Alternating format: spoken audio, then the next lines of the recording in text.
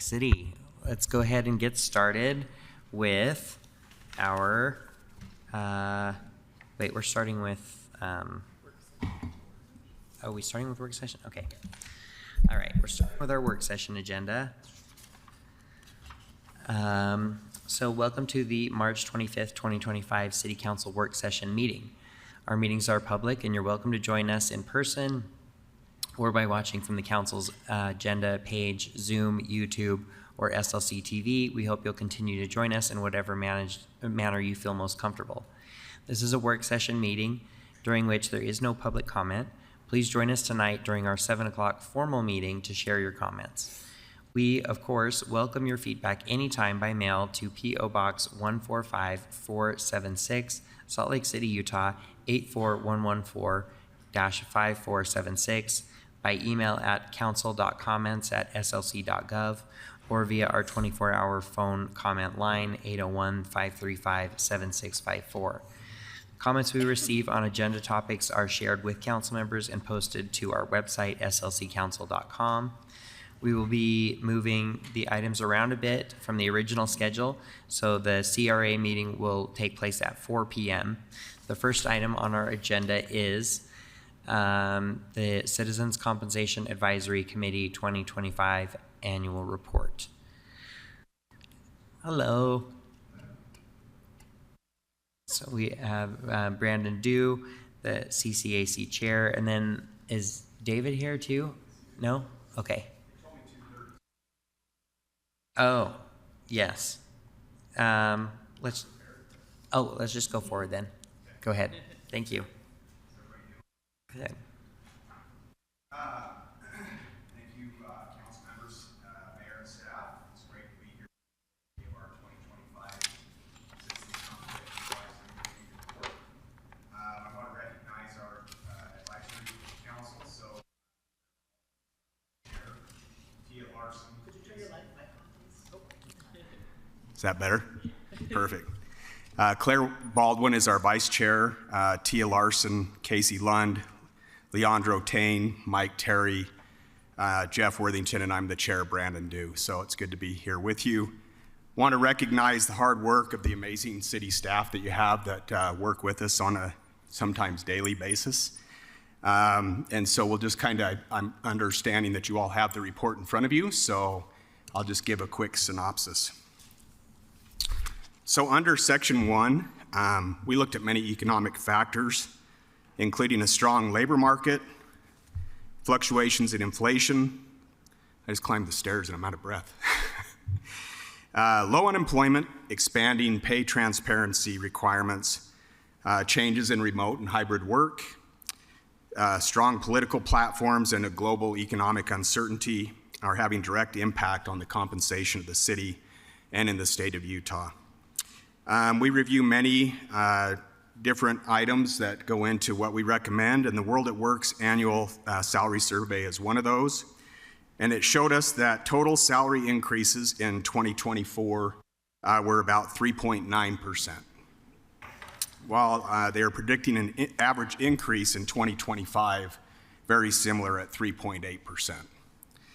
70% of the organizations that they reviewed had a budget in the 3 to 4% range last year based on the surveys that we reviewed. Because of these factors, the CCAC is recommending an overall salary budget increase of no less than 4%. The committee also wanted to stress a recommendation of an overall increase to the city's salary range structures of no less than 2.5%. These recommendations are down from last year of an overall salary budget increase of no less than 5% and the salary range structure of no less than 3%. So we've evaluated and viewed that this is where we need to be. Hello, David.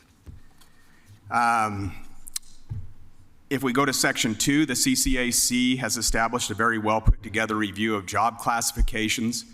And this year we benchmarked 89 job groups, up from 85 last year, which covers 1,068 employees this year. Last year we looked at about 1,045 employees.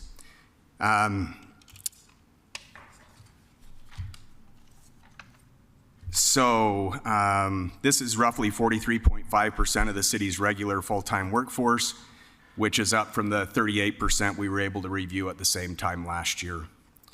The data that you'll see and is displayed in this section represents the AFSCME group, public safety, and non-represented employees.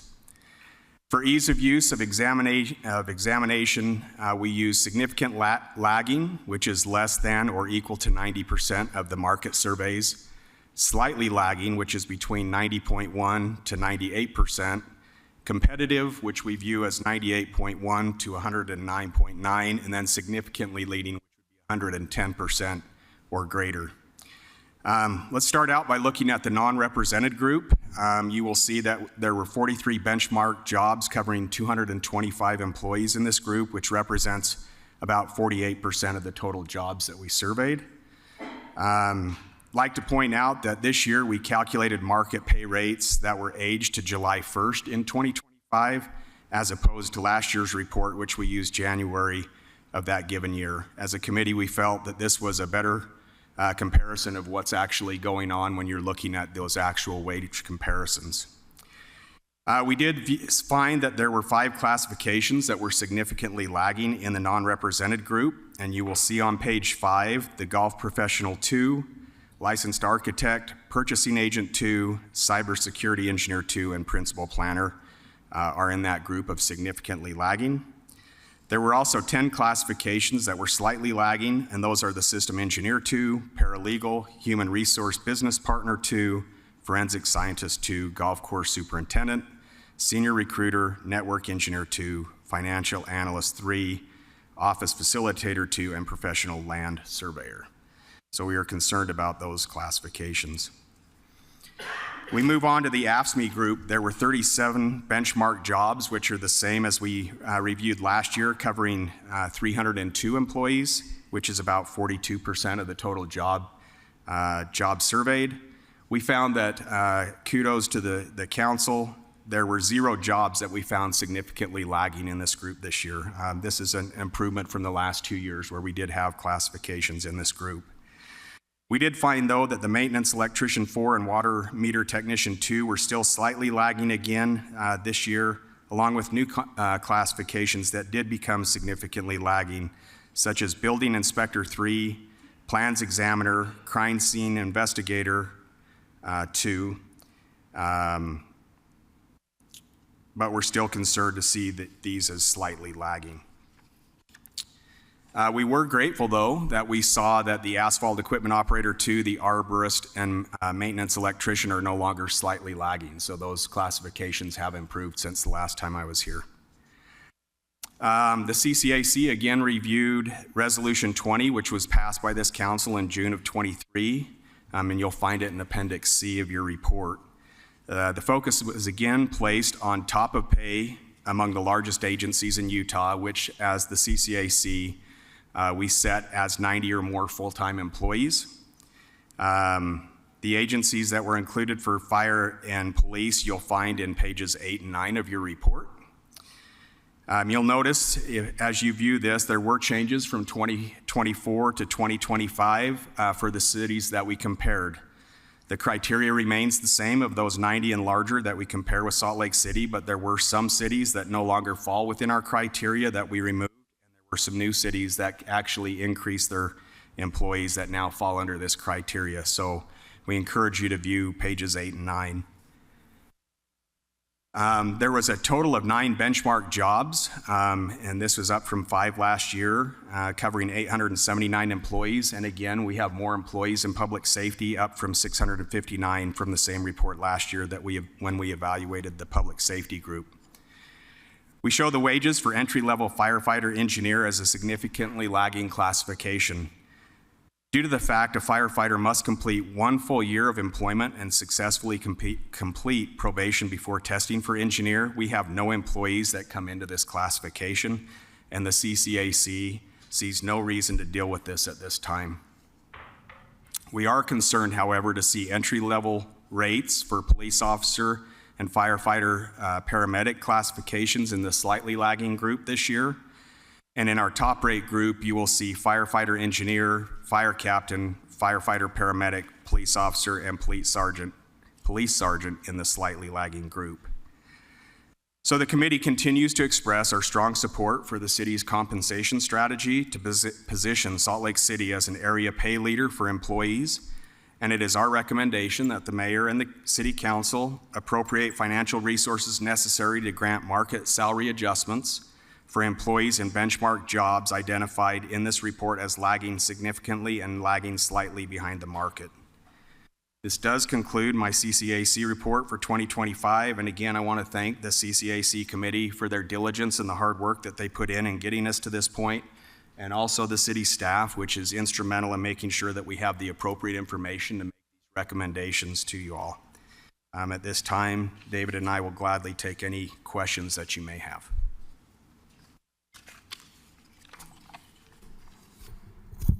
Yes, go ahead, Councilmember Dugan. Thanks for the report, and I appreciate the last couple of years' effort on getting out of the red and into the green, which is appreciated, very appreciated. When you talk about recommending going to the market rate, are you recommending to go to 100% of the market comparison percentage from the significantly and the slightly lagging?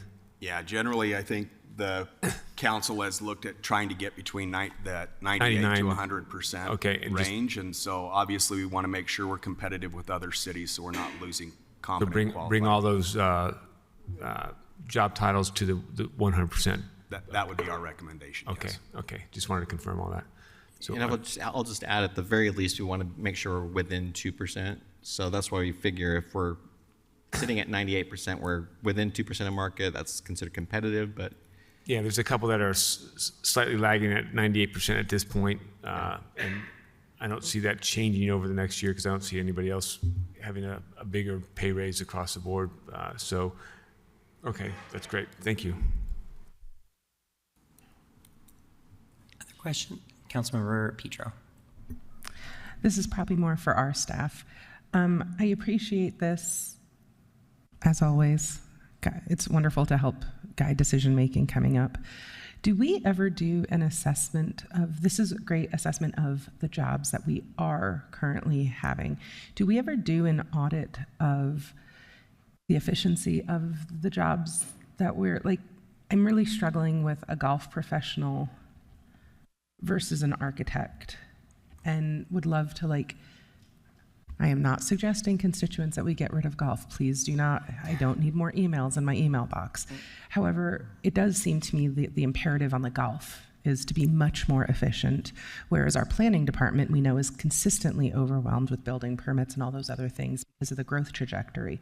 Do we ever do an audit of the efficiency and operations to make sure that as we are investing in these positions, we're also investing efficiently in the structure that these positions serve? The CCAC doesn't usually get involved in that kind of analysis, and what we have done in the past is when we engage our outside auditors, that's the kind of thing they look at, meaning, they'll look at staffing levels for the different purposes. Let's say we have an audit of the fire department, they'll look at appropriate staffing levels for that. I think it's also very much on the top of mind of departments as they present their budget to the mayor, and it's more folded into that process than the CCAC process. But if there's an area of interest that the council wants to look at, that's something that we could definitely, in our management audits, that's typically what is highlighted, is are the staffing levels appropriate given the workload, given the expectations? Yeah, I think our guiding principle of if you're going to work here, you are reimbursed for your time, your energy, your expertise at competitive wages. I love that. I want to make sure that we're deploying the energy, expertise, and resources strategically to make sure that especially our core city functions are upheld well. Councilmember Pui. Thank you. Quick question. Certainly this might be outside the scope of the work since there's no mention here. I see the column of incumbents in each of these different jobs. I'm curious about, obviously I see some zeros in there, which to me, note that there is some zero people in that, and maybe a vacancy. But I'm interested in vacancies too, because as a measure too, to understand if some of these jobs, if we are struggling to recruit talent to our city.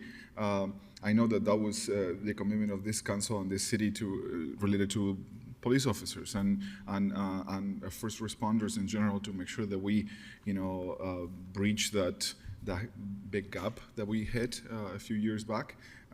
So to me, it will be interesting to add that information, and I'm not sure how do we get that information added to this report, if it's from our side or if who will have this information. And just to speak to that really quickly, so in these benchmark jobs that show 0, just means we don't have anybody in that specific level of the job. But so, for example, under the network engineer 2, we may have 1s, we may have 3s, we may have other levels of jobs that are tied to that benchmark group. But the 0 means that there is an FTE allocated to that position. But it's No, it doesn't mean there's an FTE allocated. It just means for that job for which we're collecting market pay information, we're looking not at the entry, not at the most senior level, we're looking at that working level of the job. And in this case, it just means we don't have any currently in that job title. Yeah, certainly for me, it will be interesting to, especially now going into budget session, especially for the significant lagging and slightly lagging data points, to see vacancies, but across the board will be something that is an interesting aspect of that data, to see if we are struggling to retain and keep talent in our city. It is something very important to me, so thank you. Councilmember Young. Thank you. I have a two-part question potentially. When it relates to looking at the analysis between the non-represented employee groups and then as well those that are represented by a union, Brandon, I appreciate that you called out that within that subgroup, we didn't see as many positions significantly lagging by those that are represented. Is that a trend that we've seen year after year, or is that just representative of the particular positions that were selected this year? Do you have any idea? I think traditionally it's pretty steady that way, and I think that has to do with the collective bargaining process that the city's had with the unions to make sure that as they're discussing that, they're able to have those kind of talks with city leadership and coming to those terms. But I don't think we've seen anything different this year than we've seen in years past. Yeah, and as to the jobs that we're surveying and evaluating each year, that remains pretty constant from one year to the next. That's intentional so that we're able to track and get data and the same type of data. But what's also at hand here is market, what's happening with labor. If there's a shortage of a certain skill set, that can also impact and drive wages. So things beyond our control are also at work here. So as much as it's good to see that we have fewer jobs in the significantly lagging category, some of that credit goes to the city, but we're also having to keep up with market as market changes. Great, thank you. So I'll just then add on kind of the second part is a little more editorial. Obviously, we're having, a very comprehensive community conversation around the value that our unions provide to our workers. And I think that this is yet another data point that demonstrates how that benefits the individuals who are represented by those spaces and why those unions are important to us, not just here in Salt Lake City, but comprehensively across the state. So thank you. Okay, I think that's all the questions we have. Thank you so much. All right, let's move on to the fiscal year 2025-26 funding allocations for one-year action plan for community development block grant and other federal grants. Follow-up discussion. We have Allison Rowland, Council Policy Analyst, Tony Milner, Director of Housing and Stability, Tyler Durfee, Housing Stability Policy and Project Manager, and Dennis Rutledge, Community Development Grant Supervisor. Thank you, Mr. Chair. Are they supposed to be stuck to the table? So I have a couple sort of updates and introduction, and then My suggestion would be that we go through the funding log so that individual council members can make suggestions for things they'd like to change. Will that work? Okay. So Tony just reminded me of two things which would be helpful for you to either make a decision on today or next April 1st, the next meeting. One is the change in the minimum funding amount. Currently, it stands at $30,000, and the proposal is to raise that up to $50,000. I don't know if you'd like to do a straw poll or like more time to consider. Yeah, we probably need to straw poll that because I think that there are going to be some suggestions about that. Do we want to speak to that at all first? I'm sorry, I didn't hear the last part. Do you want to have to speak to that at all first about the change? Yeah, from the administration. Sure. So this is something that we briefed the council about in previous briefings. This is something that it's always kind of been around of whether or not $30,000 as the minimum threshold for federal funding is even making a difference. And so from last council, last year, at this time when you guys were making your recommendations, it came up, we followed up with a survey of the subrecipients to put to them to say what would work, what didn't, what would be a good threshold. And it came around really good feedback. And it came back around about $50,000 would be something that if that was the minimum award that they received, that would be beneficial both for staffing, direct services, admin, et cetera. So we wanted to kind of put that for you. We're able to do it for HUD purposes. We're able to do it for city accounting policies and procedures purposes. It's really just something that if you guys are comfortable with, we can implement this and start doing it for their next applications in October. Okay. Any discussion to that?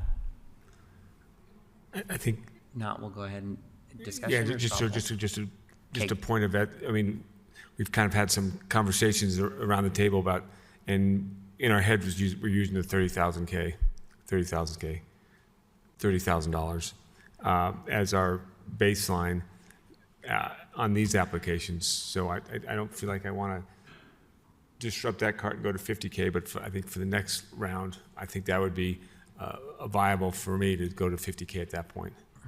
Because I think there's also a lot of programs in here that ask for 30K. You know, so here, stick with the 30K. Future, go to the 50K is where I would straw poll. Go ahead. Can we revisit though? Because in substance, I like this, knowing that the cost of doing business for nonprofits is going up. And so, anytime we can meet that. But I do worry about the state of the federal and that the overall money amount would go down. So maybe we might want to, I think in concept, I'm with you on the 50,000, but should there be a significant cut to CDBG funds, we might want to retain the lower threshold in order to be able to at least provide some base level support to people in our community. That's my only caveat to what you were saying.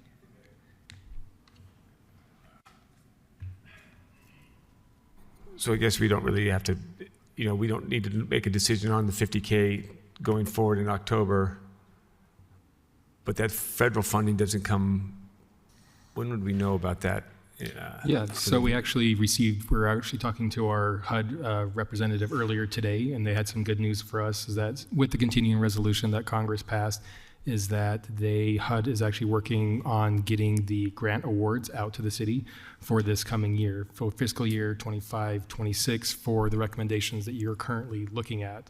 So that is very positive news. And we should be actually getting our grant awards to be signed by the mayor sometime in April. But then to Councilwoman Petro's, this would be for, if we were to lift the threshold up to $50,000, that would be fiscal year 26-27. Okay. That's my only caveat. I think the general guidance to raise it to 50,000 helps the recipients.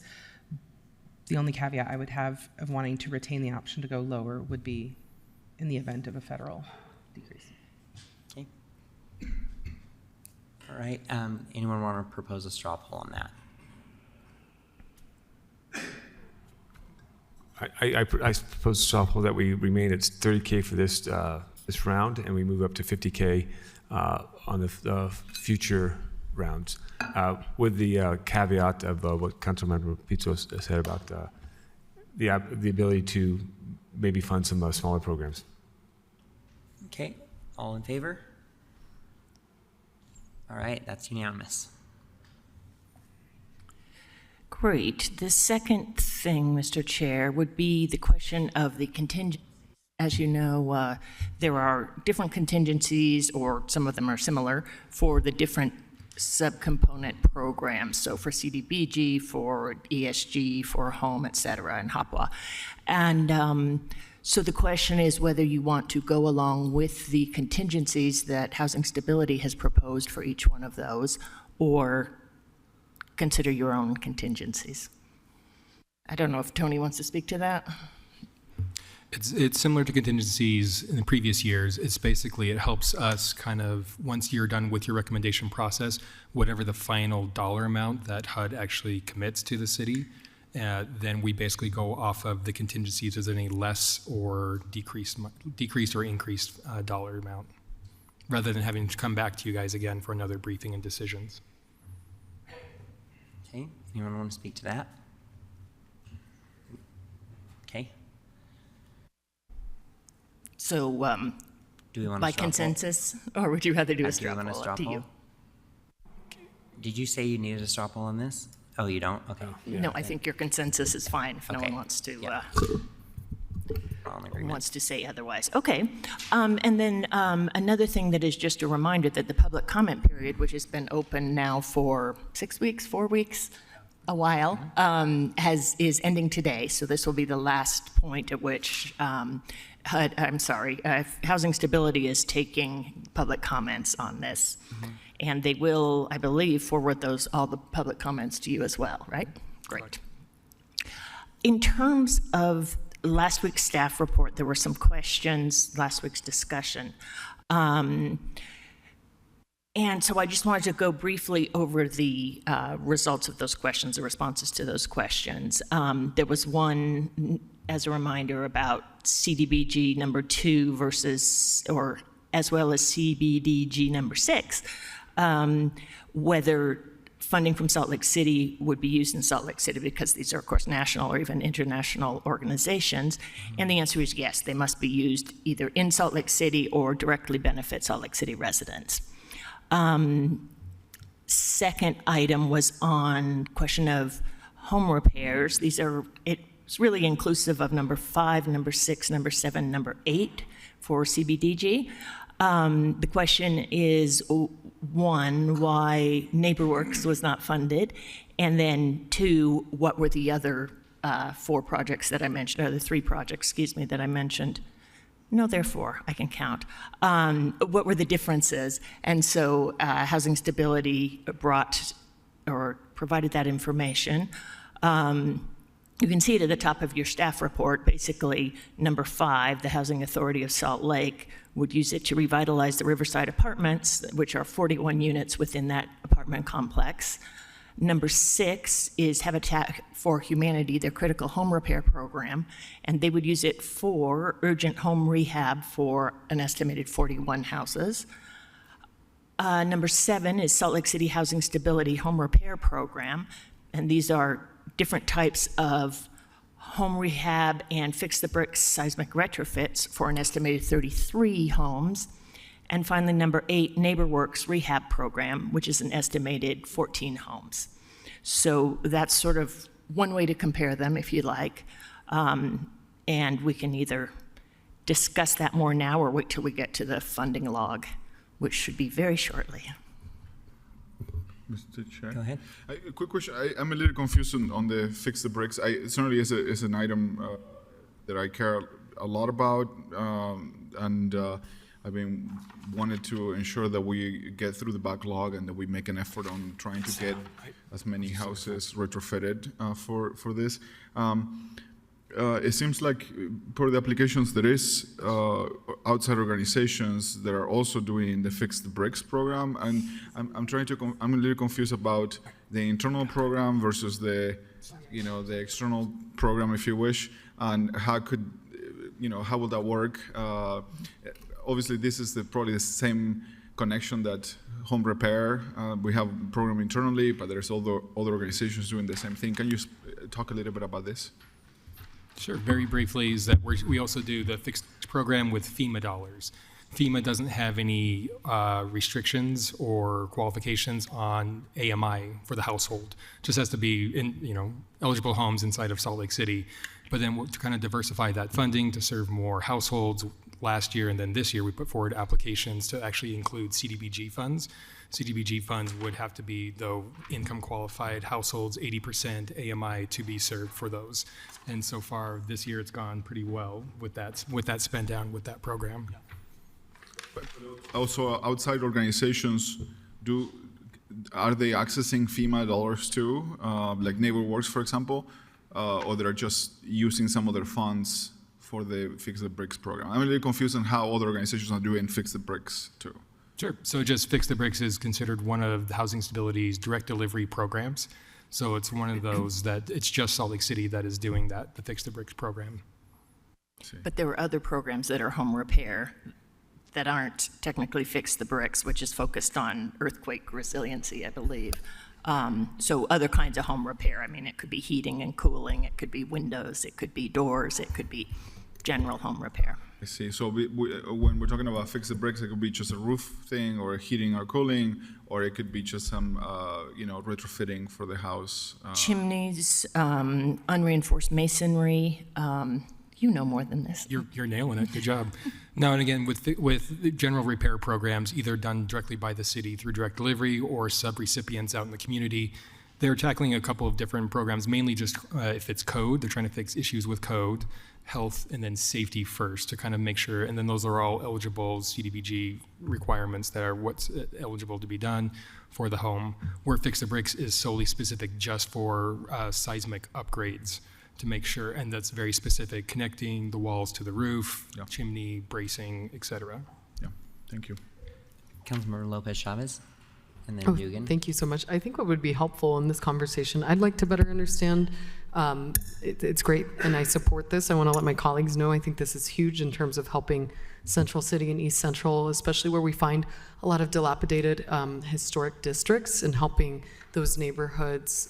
This is going to be a huge tool for them, but I just want to better understand how much funding within the NIS programming for home repair, how much is being dedicated to each program, I think is kind of the question we're discussing here. That's super helpful for us. We've had discussions on Fix the Bricks program, and right now it seems, and even in reading here, it highlights a lot of the west side. I also want to recognize census tract data shows District 4 has the same or similar types of socioeconomic responses. And a lot of those homeowners are struggling with home repair. So we want to help them as property taxes increase, and we see them a little bit more susceptible to these type of constraints and pressures.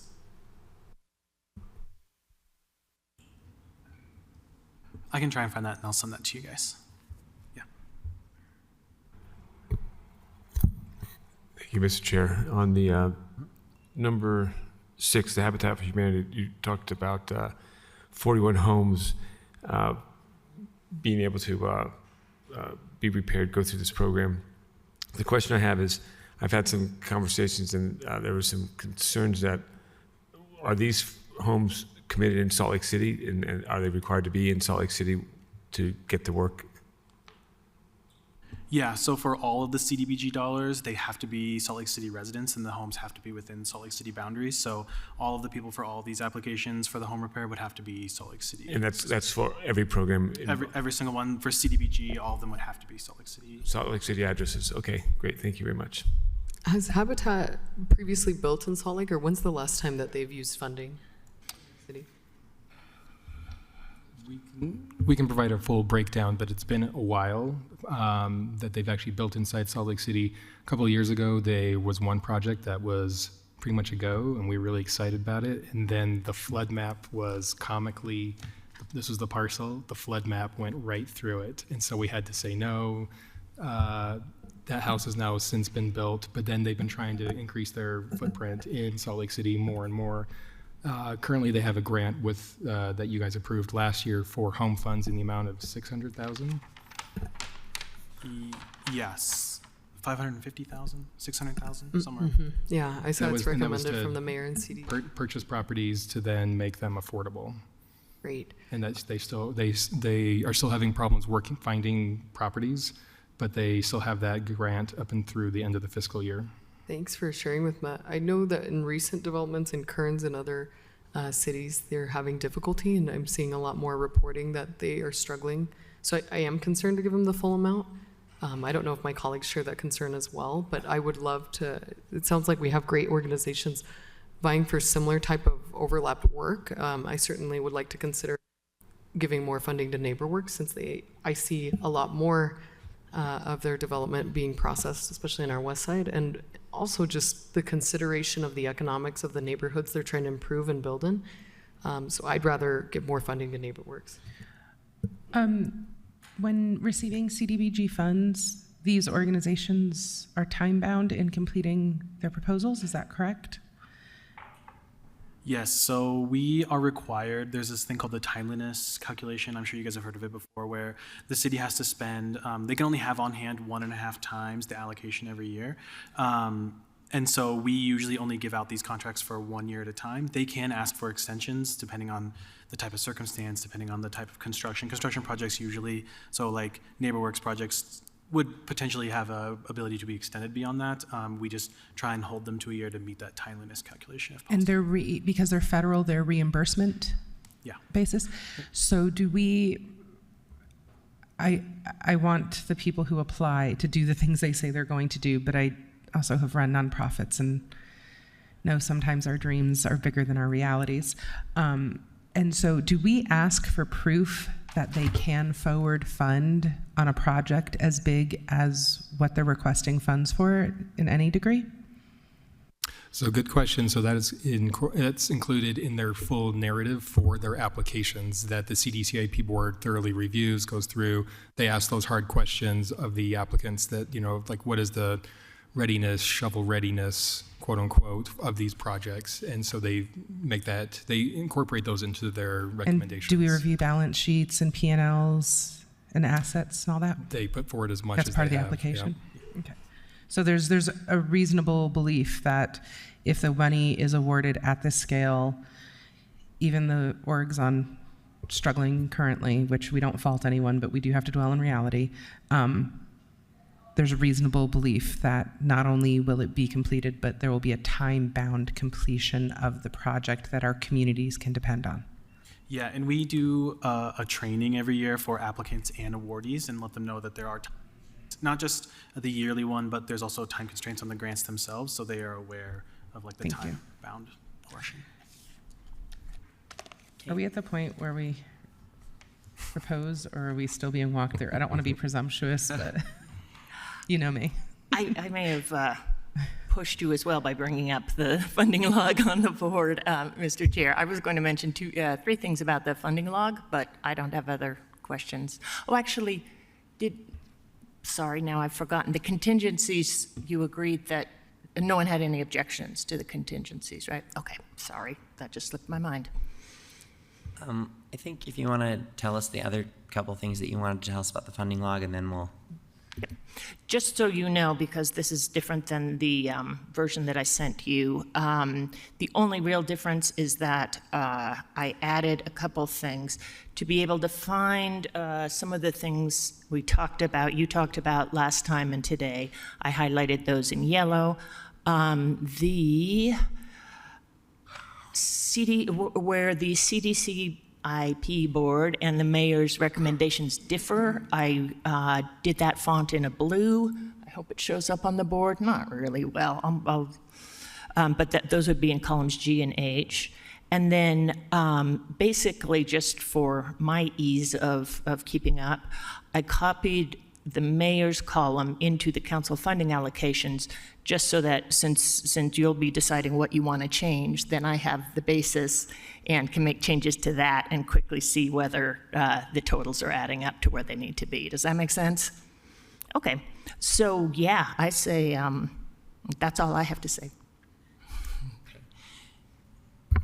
And can you just tell us a little, just like a quick summary of what the board does in reviewing these and scoring them? Sure. So we, just a quick rundown of what the CDCIP board does. They're obviously a public board. They meet every week or most weeks from October until February, just to review the applications. They go section by section. So they do the housing and neighborhood portion first and public services. They go over every single application in a public meeting. They talk about it as a group. They then do what's called nano sessions, where they invite all the applicants to come and give like a quick 2-minute like speech or like a elevator speech about their program. They then have what we call like a final funding night, where they come, they've scored all their stuff inside our grant software, Zoom Grants or Neighborly or whatever we're using that year. They then come and they discuss as a group what they'd like to fund each other as. They have discussions and then they vote on each one individually. Okay. All right. Anyone want to make any suggestions or? If I could just add one more thing. Sorry, I know you're on the edge of your Add seat, everything. Councilmember Pedro. Add everything. Don't let me talk. Only that in the past, I know you've gone sort of page by page, and I think that might be helpful just to know where we are, because there are 4 different programs plus sub-programs, for example, in CDBG. So if we start on the first page, which I think is the one of the ones at least Councilmember Pedro would like to talk about, that would be the CDG, I keep wanting to say CBGB, the CDBG housing grants, which are numbers 2 through 9. So this represents a lot of thinking by Councilmember Dugan, Councilwoman Lopez Chavez, and I to make sure we're spreading peanut butter. We wish we could spread it everywhere, but we would like to capture $31,250 from the Assist grant, still awarding them $700,000 even, please. We would like to capture $6,625 from number 5, the Housing Authority, still awarding them $140,000, please. I'm sorry, could you repeat that amount, 600? On number 5, we would like to capture the $6,625, still awarding them $140,000. And what was the first one? Item number 2, Assist, capturing $31,250, bringing them to $700,000 even. Got it. Number 6, we'd like to capture $50,000, bringing them to $450,000. And we would like to fulfill number 8 request, $400,000 at NeighborWorks, by taking $400,000 from our NIS team. I am completely open to discussion with you about this, Councilmember Pui. The balancing of the immediate needs of heating versus the long-term needs of Fix the Bricks is a worthy discussion that I'm prepared to have. But that would leave NIS team in item number 7 being awarded $445,381 and NeighborWorks receiving $400,000.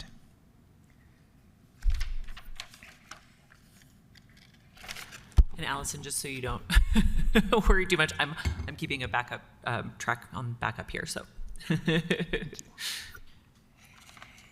if we can keep going, we have others. So NIS goes down to 800,000. No, they go down to 445,381, and NeighborWorks goes up to 400,000. I'm open to the conversation. No, with you. certainly, if this is a conversation, I will say that there is a lot of organizations doing this work that NeighborWorks does, and there is almost no organizations doing the Fix the Bricks program to the level that we need to. There is we are behind years on that, and as you see by the whole application, there is many organizations doing, even our own city, doing home repair. So I don't think it's appropriate in a program that is so lagging behind, and that we are the only ones who are leveraging federal dollars to make it work. If not, we're going to be able to do only if I remember last time that we talked about this, 2 houses or something like that a year. It was just it was unsustainable when we have literally hundreds of houses that are unreinforced masonry. So I feel like that it's a bit of too much of a drop to support a program that is already supported. I'm done by open a to lot that of us. discussion. Can we go through the rest of these? But I'm completely open to that rationale. And on number 10, we'd like to capture 50,000 and award the NIS team 600,000.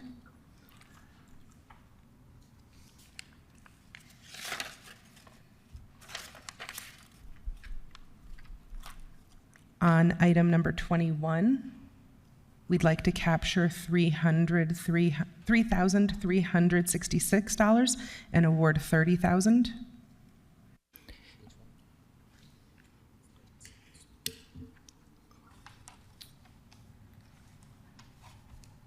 Item number 25. Sorry, could we Yep. take just a second? Right. So that was number 20. 21. Okay.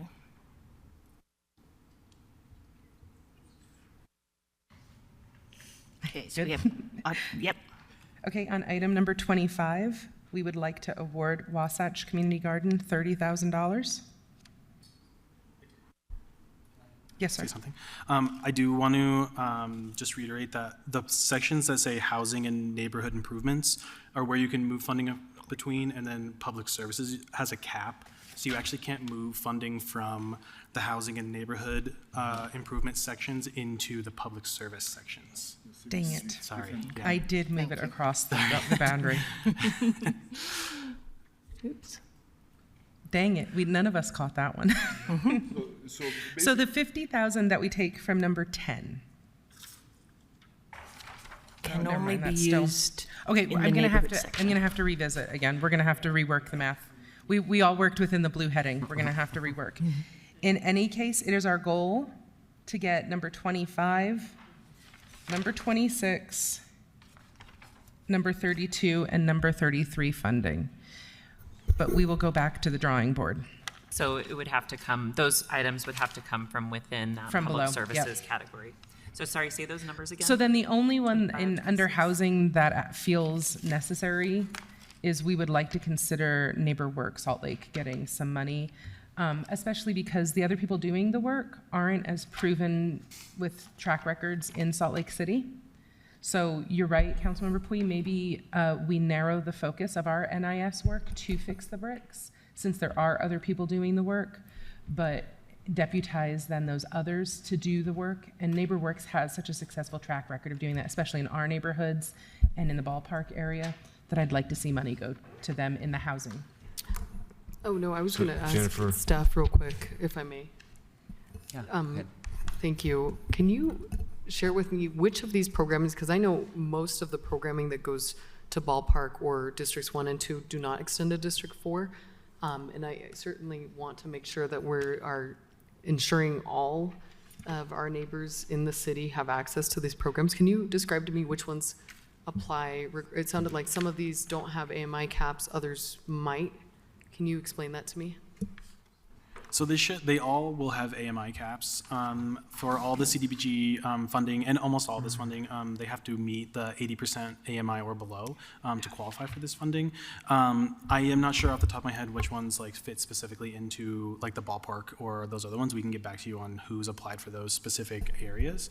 But they should all like, I know Fix the Bricks is citywide, is that correct? yeah. Yeah, so I would be more privy to funding something that's citywide.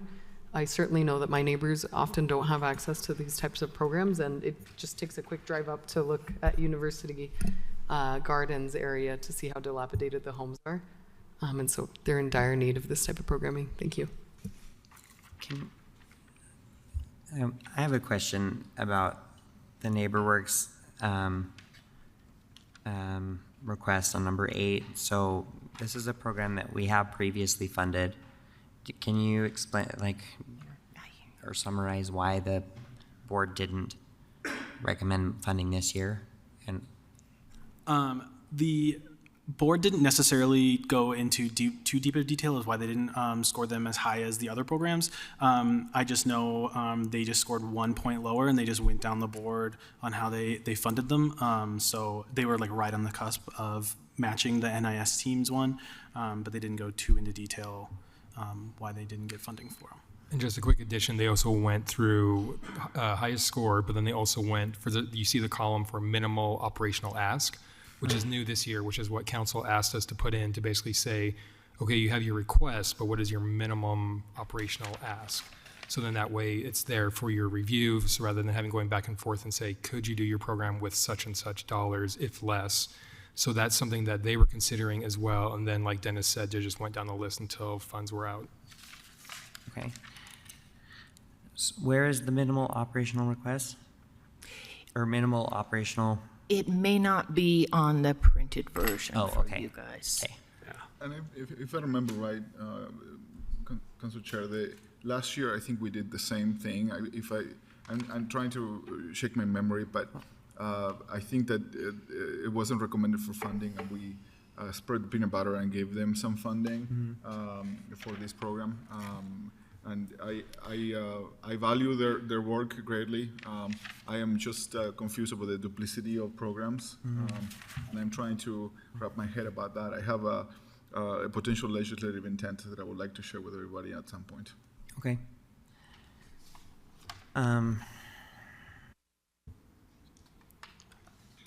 And what was their minimum for NeighborWorks? I'm sorry, the amount? Yeah. Per Councilmember Petro's suggestion, it would be 487,000. No. Sorry. What did the NeighborWorks program say their minimum amount was to? 200,000 is what they put down in their application. Because I'm looking at, even if we make those changes, we still aren't even close to 200,000. Yeah, the truth is, if we're not going to be able to cross those, then there's no reason to adjust anything in the housing except for the discussion of whether we should siphon some funds to give to NeighborWorks. Yep. That's the only conversation in the first 9, Yeah. according to what we had discussed, Yes, the three right. of us. Yeah. It would be just as Councilmember Petro said, number 7, number 8, NAS and NeighborWorks. Yeah, that's, And can we confirm those amounts? Can you guys confirm those amounts on the screen? Sorry, we're just a little confused. I think when you say Well- take from several places, we just want to make sure we've got the right numbers. well, it doesn't matter, because the reason we had done it was to try to move it into the communities bucket.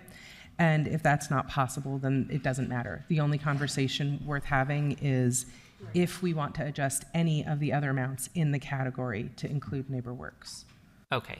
So the earlier request to recommend on reducing items 2, 5, and 6 and number Correct. 10 are off the table.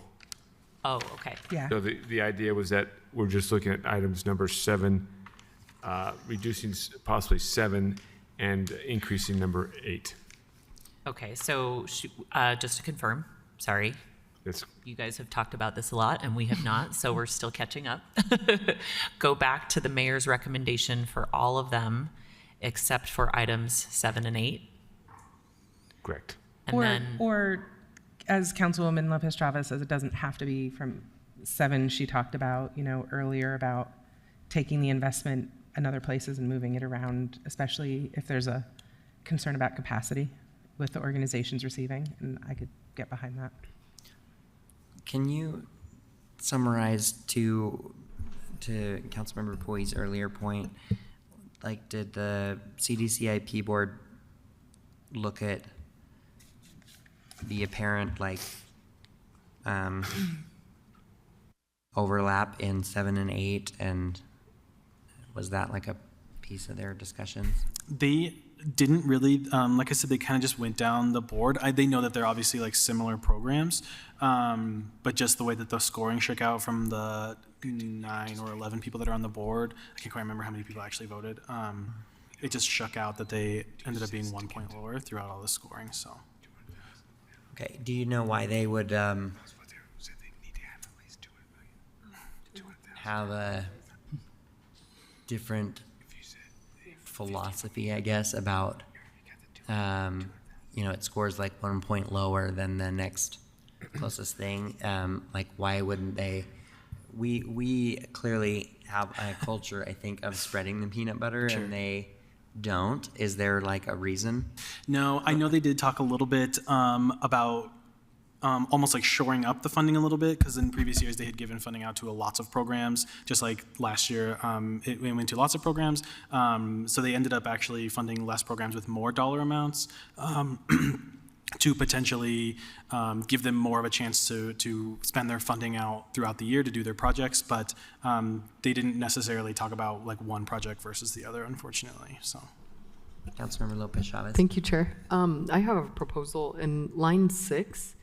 I wanted to understand, is there a certain amount that applicant needs to have their program up and running or for it to have impact?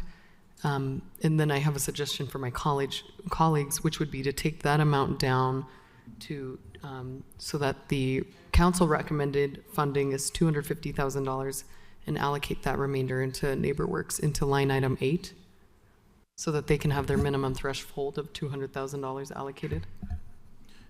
I will support doing that since the Habitat, the CDC board recommended a little lower for Habitat. So, but I will like to, before I feel okay with voting on that or supporting that, I want to make sure that it's still the Habitat can use those funds correctly. If we're not, destroying the whole program because of removing that by 200,000. But my question ultimately also goes to NeighborWorks saying the 200,000 was the minimum that they could accept on this. Is that set in stone, and is that like really the minimum for them? Okay. Yes, and Habitat for Humanity actually put 600,000 as their minimum.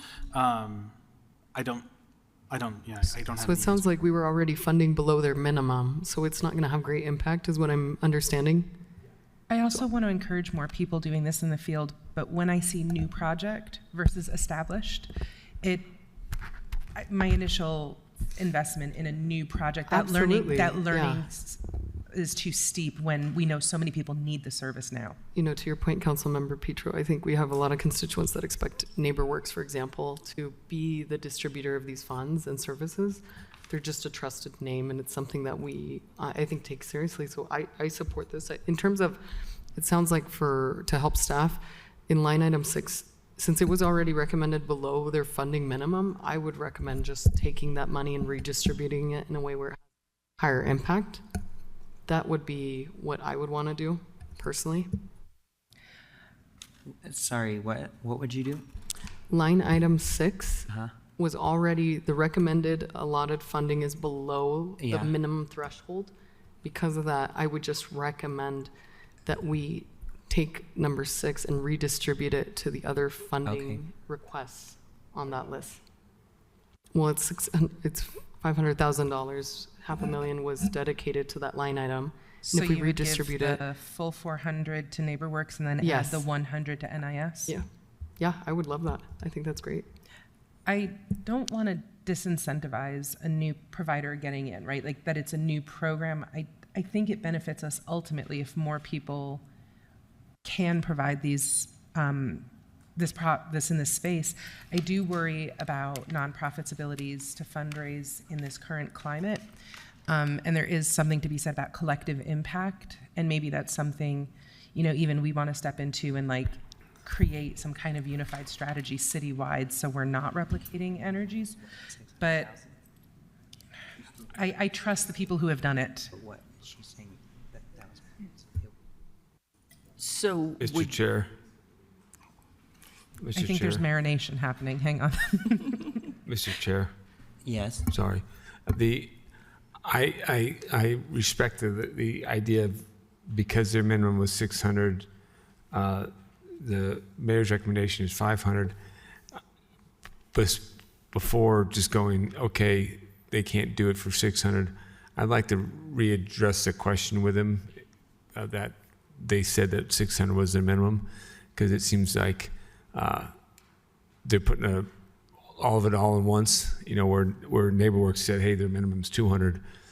I'm kind of leery if they really do mean 600 is their minimum, because I also don't, I kind of respect the idea that it's a new project, but I also I respect the work that Habitat does for the community and does for veterans and does for, people who are looking to, move up. So I'm hesitant to just zero out their budget, but I also want to make sure that what they said, 600,000, was actually the correct answer, or was it actually something a lot lower than that? Sure. So if Councilman Dugan would like, we can follow up and ask that question again about their minimum threshold. I mean, because I still want to get neighborhood up at least to 200.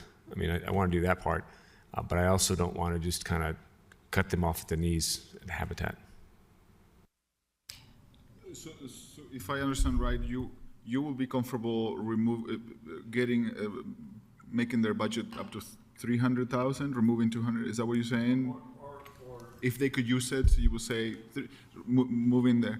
Yes. Okay. Yeah. Either whether it is 50,000 or 100,000, but I also would also be comfortable with number 7, which is the city's project, reducing that somewhat to get the neighbor works up to 200,000 at least. Somehow adjusting number 6 and 7 to get to 200. I agree with that. My first inclination is to say if Habitat for Humanity can go with 400,000, I would suggest taking 100,000 from Habitat for Humanity, 100,000 from the city NIS team, and funding NeighborWorks at 200,000. Chair, may I? But I want to hear what Habitat for Humanity has to say. Yes, Councilmember. Thank you. Chavez. I just think it's privy to this board to know that Habitat has had a lot of concerning issues come up recently, and so I'd be happy to share that with each of you one-on-one in terms of how they're distributing services, funds, and their housing apparatuses. So I have immense concerns for the organization being the one to deploy the services. I just want to share that. In terms of taking away from the Fix the Bricks program, I would not want to do that at all. I'd rather we find other ways of bringing that funding forth so that we can have a fully funded Fix the Bricks. I just want to reiterate, we talked about this last year when I had first joined the council, that we are a decade behind in applications that were approved. So we have citizens today waiting for funding and services that we've committed to already in advance. So I just hesitate to take away $100,000 from our own city apparatus. Mr. Chair, may I suggest that we table this first portion of CVDG discussion pending the question on if Habitat for Humanity can function with a minimum and what that is. And I would like to know how many houses they think that they could cover with that minimum. I think that would be interesting comparison because they're new, so they're building a new program. So that would be interesting to me. And then maybe we can see how this. We have like 3 or 4 different versions of splitting the same money around, but it seems like the intent is to help a program that is established on the west side and in the city as a whole, as NeighborWorks. But yeah, I appreciate that too, and I guess want to make a general comment that I appreciate. I asked the question about what the process is that we asked these volunteers to go through, and it sounds like they put a lot of time and effort into trying to do it and to do a good job, to not just look at a cold sheet of paper and it sounds like they're trying to do their best, and so we asked them to give that time. So I do want to appreciate the value and the time that they put into it, because I did have a board member reach out to me and say that they felt like they put a lot of time into this, and that they go and visit and look at some of the locations and things, and it's a lot of more time than I think we're able to put into it. And so I want to, that's a process that we created and a board that we appointed, and I want to respect that too a little bit, even though it is our purview. Yes. It sounds like we may need to take a straw poll on number 7 to, I just want to clarify, when I made the comment to see if these funds can be applied citywide, it sounds like, according to our executive director, a straw poll may be needed. I think in order to make sure that the administration has the clearest information possible and that the expectations are set. If you want to expand the scope of the words that are kind of on that list, I think that would be helpful for administrative staff to know what those goals are. Okay, I'd like to propose a straw poll, Mr. Chair. Okay. I'd like to propose a straw poll that we amend line 7 to be inclusive of other neighborhoods such as Central City and East Central.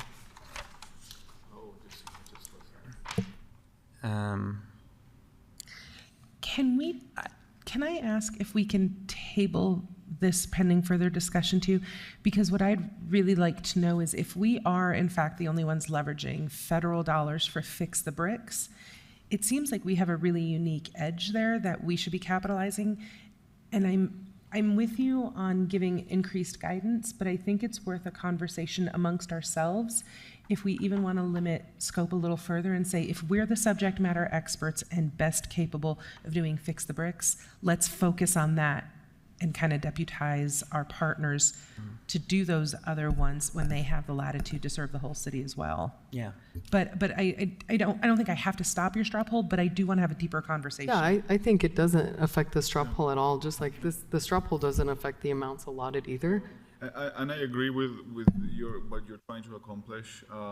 In general, I still don't think that I am capable of supporting that because I am trying to. I think it will be useful for us to get maybe a little more information from Fix the Bricks on how these neighborhoods got picked. I remember there was a reasoning to it, and I don't want to, insert myself in something that is a little more technical and it's based on maybe potential data. That is I remember talking about the income levels and trying to make sure that these tools are available for underserved communities and whatnot, and try to focus a little bit of attention there because those are the neighborhoods that usually need this sort of reinforcement to happen. So I will not be inclined to support this right now until I get a little more information, and I think maybe we can start by bugging your department for a little bit, maybe a small group meeting on the Fixed Bricks so we can shake in that information, if that's okay. Sorry for that. I think that's great. I still want to propose the straw poll, and the reason why is because we keep talking about census tract data that's openly available, and I've spent a year on this council talking about the need for these two neighborhoods that are deeply dilapidated and deeply working class, and it's majority renter, which is based off of serving those that are part of our service economy. So as their council member, I want to propose that straw poll still on the record so my neighbors can see our discussions and what's being debated. I also think we have an opportunity to go deeper, but Tony, you see the census tract data that I see as well. And so it's just something I want to have reflected on the record today. Yeah, I would just point to that. I know that I have had constituents that have benefited from Fix the Bricks dollars through this. It says here that it's expanded to neighborhoods like Liberty Wells and Ballpark. So, like, if there is like some evidence that people are that are in more dilapidated homes and they're being I don't know, you'd say deprioritized because of the location of their house, then I would be interested to know that, but I haven't heard you say that. I haven't heard you say that, like, people that are outside the West Side or outside Liberty Wells and Ballpark are getting passed over, even though they're in more dilapidated homes, okay? And you're all shaking your heads no. So, yes, Councilmember Young. Sorry, to jump in.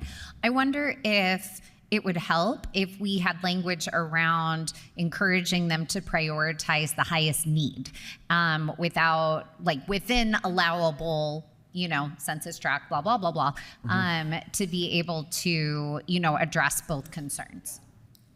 And so would we qualify need on an axis of livability? Like, would a foundation crack take priority over a roof leak? Like, I like the concept, but I'm struggling to understand how to operationalize it a bit. With council's permission, can I get super nerdy just for a minute? Yeah. Please. Yeah.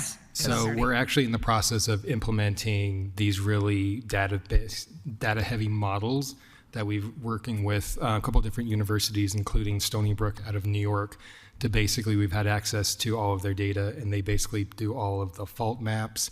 They do the age of the homes, they do the size of the homes, they do the soil conditions. And so from those maps, we're able to actually start determining and doing prioritization for homes most in need. Ooh, I love that. So we're still in the process of working on that. We're happy to do small groups and go into more nerdy detail in the future if that would be beneficial. I think we probably just need to table the whole housing piece for now, because we also have quite a lot to get through. And yeah, there's some known knowns and some known unknowns, sounds like. So does somebody want to make that straw poll? Or do you? Yeah, Well, you Mr. had Chair, already I'd made like to one. remove my prior Okay. straw poll, and I'd like to propose a new straw poll. Straw poll to table the discussion of the Community Development Block Grant, the section of, Housing. Housing. oh, yeah, housing. Okay, great. Let's move on. Oh, wait, sorry, everyone. Yep, great. Thanks. Emotionally, I could feel all of your thumbs. Okay, next section. So the next section would be neighborhood improvements, which is that mini section, 3 items on it. And they're items number 10 to 12. Oh, sorry. Oh, who?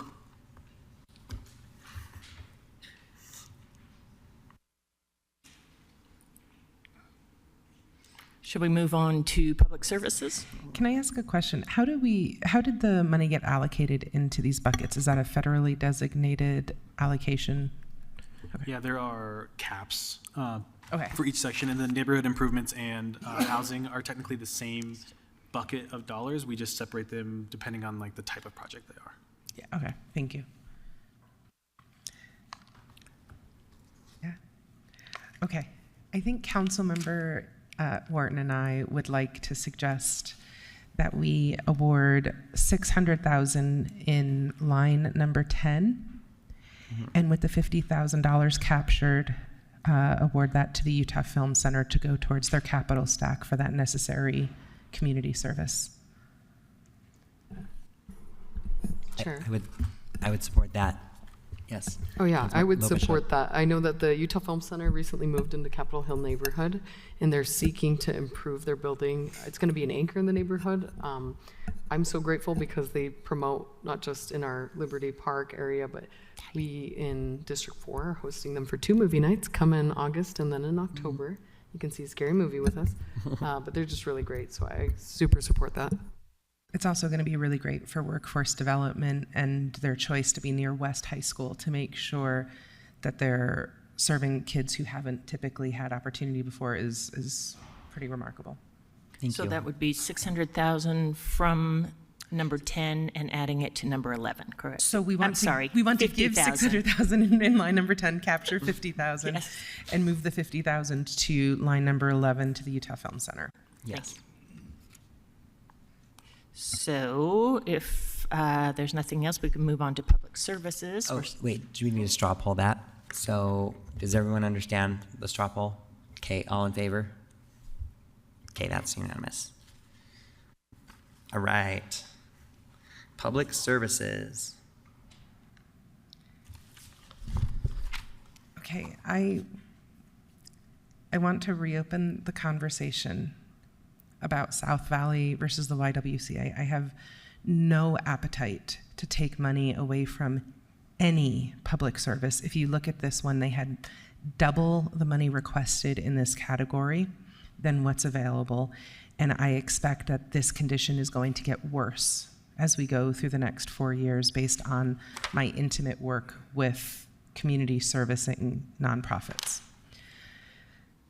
I would be in favor of making sure that our hometown heroes and the organization that serves the people who score highest on the lethality index are protected from aggressive domestic abusers by taking the $30,000 from the South Valley services and reallocating it to the YWCA. I also have some cuts that I could make to others, but I don't want to make those cuts. I don't feel good about any of those cuts. For me, the thing that feels best is the reallocation. If anyone is vehemently opposed, I can show you where I just made some cuts to find the money. I mean, so for me, it's the same question that I asked before, and it's probably the same answer from you, but I just want to ask anyway. Why, where it seems like South Valley and YWCA are working towards similar goals, why was one ranked so much higher? Yeah, apparently. I know that it's really competitive this year. A lot of the scores were pretty similar. We do invite, and I don't want to put I'm not saying that this is what the board is thinking, but we do invite all these applicants to come when we talk about their applications during the board meetings. They come and they give answers to the board. They also come to the CDCIP nano sessions in person. So, they could be making a better impression in person. They could be, just looking through their application and thinking it's a better one. I don't know for sure, but I know it's a pretty competitive year, so it's just kind of how the scores unfortunately shook out. Okay. Yeah. I guess what I'm trying to understand too is there's not one kind of glaring detail that we're missing. No, not that I know of. I mean, they're all pretty similar programs. There's nothing really that stands out from each one that's different than the other, too different. So it's just how they decided to score throughout their own minds, I suppose. Mr. Chair, if you allow me, obviously this is hard because they're all big organizations that do so much work. I struggle with and this is not, one doesn't need to be bad for the other one to get the funding, right? And but one of them is putting an application for food, which is a basic need but the other one is putting an application mostly for shelter. I certainly value, and I have personally an interest in the struggles of food, since I am on the food bank board, and I care a lot about that issue personally. But it seems like shelter is something that it touches more deeply and closely to the issues that we deal with as a municipality here, and one of the things that we focus the most. As a city, trying to address the issues of those experiencing homelessness and uncertainty on that aspect. Not to say that the other issue is not important. So to me, I lean towards leaving the money on the shelter side, since we're also funding other organizations here that are helping with food. But this is a hard decision. I understand what everybody is. I also lean, because the balance is so hard for me, I lean towards the board's decision, since we, put a little effort on neighbors of us, put a lot of work on trying to weigh this. So that's really what I'm leaning, but open for more discussion to that. Councilmember Young. So I think I see it, I appreciate, like I said, the delicate nature of the conversation. I think I see it a little bit differently in that when I'm looking at, the request related to South Valley Services, it has kind of a general use case of funding will support shelter operations and services. So it's a little more broad in nature. I'm imagining that obviously the costs for that are going to be much more expansive, and that this is a small piece related to what that comprehensive piece is. When I compare that to the YWCA piece, they're able to get to 37,920 nutritious meals for 542 domestic violence survivors. To me, I see the direct need and how this money directly supports that need as opposed to the general nature. And I think that's why I lean towards the YWCA component.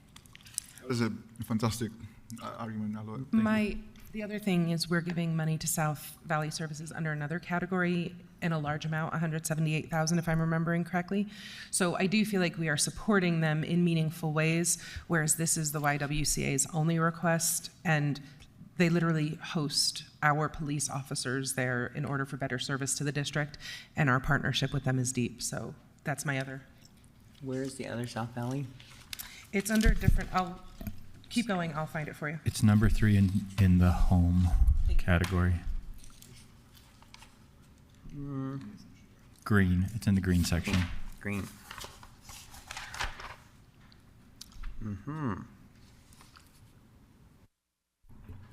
I will support you if you put a straw poll on the table, Councilmember Petro. Sorry, I couldn't understand. Straw poll. And I think as much as I would love to make shaves, I think every other request is already accepting less than they requested and necessary. So I don't want to push anything around again, and I'm going to learn to live with the discomfort of knowing that this is the best we can do for our community at this moment in history. So I want a straw poll that we move that money to the YWCA from South Valley, please. Oh, yeah, sorry, that's the poll. Okay. Okay, so that was moving, and what was the amount again? So that moved $30,000 from number 24 to number 32. Okay. Okay. Are there others in public services? Okay. Let's move on. Mr. Chair, I did Yes. want to bring up, because I didn't hear this mentioned again, but I'd like to find funding for 25. I know I had other colleagues that had interest. Wasatch Community Gardens Green Team Program does training for individuals that, specifically women that previously experienced homelessness. They also house them and give them that proper training and payment. So I'd like to find a way to fund them. I know they requested 40,000. I was looking for 30,000 in there. And I think this just kind of comes down to question where's the best place to pull from them. I don't know if anyone else wants to discuss, but it certainly is a program that's unique in Salt Lake City. Wasatch Community Gardens is also recently in conversations of absorbing other types of food distribution and food creation organizations in the city that otherwise would help with this work. So they're one of the only facilities today doing job training around urban gardening. So I just want to see if we can find some money there.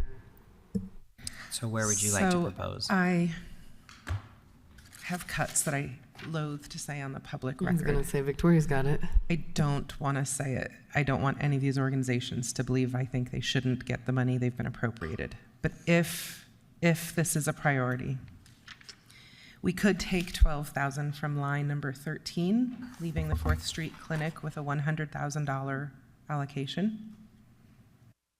We could take 15,000 from line number 14, leaving the in-between with a $100,000 appropriation. And we could take 3,366 from line number 21, leaving them with a $30,000 appropriation. That would bring what we've identified to $30,366 that we could reallocate.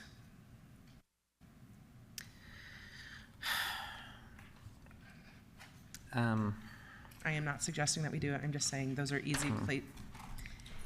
easier places to cut. Mr. others. Chair, so those cuts that Councilmember Petro just suggested, what was the item Councilmember The Lopez Chavez? minimum for our funding capacity, it sounds like, is $30,000.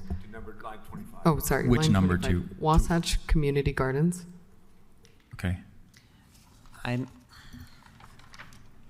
This is a huge priority. Does taking 12,000, from the Children's Center takes them below $30,000? No, not 12,000 from the sorry. Children's Center. It is 12,000. 12,000 from line number 13, the 4th Street Clinic. Oh, okay. Sorry. 15,000 from line number 14, the in-between, leaving both the 4th Street Clinic and the in-between with $100,000 allocations. And then the 336,000 over 30,000 that the Odyssey House was asking for bus passes. And if I may share, Wasatch Community Gardens wrote into us. They also came in and introduced their new executive director multiple times. On top of that, if we don't fund this, my understanding is that this program would cease to exist, which makes it a necessary program funded in the past. So I just want to remind my colleagues that why this is a priority to me. They do work in all of our districts. It's a shared program. It's not just centered in District 4, so it's certainly necessary funding to see the continuity of the Green Team program, which is single-handedly taking women that are experiencing homelessness off our streets, committing them to job training, payment, and allowing them into housing. They do a full gardening to housing model, unlike anywhere else in our city. So I'm advocating that we support this. So, Chair. yes, and then I'm calling on myself. Okay. I think, so I'm not opposed to the conversation. I will say the one element of taking the money from 14, I have a hard time with, because I know they have a waiting list of individuals that they are trying to get in, so that these are individuals who do not die on the streets. And, you know, that is a very, you know, reality of what we're seeing, you know, related to the needs and things like that. So I am happy to have the conversation about, you know, potentially in Odyssey House, because we've prioritized their treatment support, reducing bus passes. I have a hard time with taking the 15,000 for in between, because that will be a difference between an additional bed and not. I agree. I am concerned that taking from 13 and 14 would be contrary to a lot of what we're working on with our public safety plan, which we was, you know, a big undertaking of our staff and identifying and very comprehensive in identifying how we can address these services. It's not, I mean, I think Wasatch Community Gardens is an absolutely worthy cause. It's not about that. We've also done a lot to help Wasatch Community Gardens in a lot of other ways, in terms of like even zoning changes that we've done to try to benefit, to try to help them achieve their mission. Whereas I think that providing funding to 13 and 14 is really critical to the commitments that we said that we are standing and prepared to make in the public safety plan. I just want to say, because you pointed out zoning changes, we've done the same for 13 and 14 as well. 4th Street Clinic is also in my district, and I can respect the need for end-of-life care, certainly. The Green Team is specifically taking homelessness individuals, people experiencing homelessness off the streets as well. So if we're debating what these services do, there is a diagram in which they're all helping with our public safety plan. This is not increasing garden capacity. This is a team of dedicated individuals that take women off our streets today and give them job training and housing. That's what the Green Team is. Mr. Chair, I think that this is hard because we all value this organization so much, and they all do so much amazing work. I will lean towards, in this case, about the greater impact, and you know, we're talking about probably hundreds of people in some of these programs. Again, I'm not saying that one person is not worth it, right? It very much is very much worth it, but what is explained on the number item number 25 in Wasatch Community Gardens is that this program will impact 16 individuals, which is fantastic. But you know, taking it from programs that are impacting hundreds of individuals experiencing homelessness, it's hard for me to wait. Again, this is not about the value of these programs. These programs are great. I would love to find other ways to support them. But at the moment, I don't feel comfortable spreading the peanut butter on this. So do we have a straw poll? Can I also add? Yes. We might want to revisit our earlier intention to raise to 50,000, because these needs are going to keep continuing to increase. And so I think it's worth a deeper discussion amongst ourselves as we kind of ruminate on it, if like a seed of funding is worth it, or if a deeper anchor of funding is something that we see our position as. Because in addition to Wasatch, and you're right, Councilwoman Lopez Chavez, it's hard for me to say no to anything that will take people off that river trail and give it back to our community. I'm with you. But like, if we look at the Boys and Girls Club, we helped start a new project 2 years ago that's going well, and we're also saying no to them. Like, we are going to be put in these crosshairs more and more over the next 4 years, and I think we have to have conversations about the new reality. This is what we're doing in the nonprofit sector as well, and it's there's not going to be a good answer. We're going to have to figure out what our strategy is. Mr. Chair, I was at and I love the discussion because I think we all want to fund them all because they all touch the homeless and those in needs at all different critical points in their life. And each one, without it, impacts another one down the road. You don't fund the Wasatch Community Garden, that woman is going to use the 4th Street Clinic. She's going to use the dental service. If you don't fund that, that person is going to use, our mental institute. They're going to go to the YMWCA for domestic violence. They're all interconnected, and not one of them is separate from the other one. But I also respect the amount of time that the board put into making this hard decision and then putting it in our lap, and then we're doing this. So we're all there. But I recently was at the Intermounts Sustainability Summit up at Weber State, and we talked about, there was a discussion on community gardens in different cities where they have no green space in their cities, and they have no grocery stores and other things, and where they kind of they transformed areas to community gardens, which then produce groceries and fresh fruits and vegetables for grocery stores to help support their community. And I think the community garden, the Wasatch Community Garden and other community gardens, how maybe we can transform that aspect into getting fundings for the Wasatch and other community gardens and moving forward on that food bank side of the house. Again, your work on the food bank, on their board, that's under stress. And how do we help these community gardens provide provide foods for communities at their level, at their spot, at the lowest price, because it's at the community. So I'd like to see that discussion because we're going to have too much angst if we cut from one and give it to the other. So I still want to work on it, but I think we need to maybe work at it from a different angle on the community garden side, the food side. Thank you. Is there a straw poll? Okay, we'll go ahead and move on to the next section. Emergency Solutions Grants, ESG.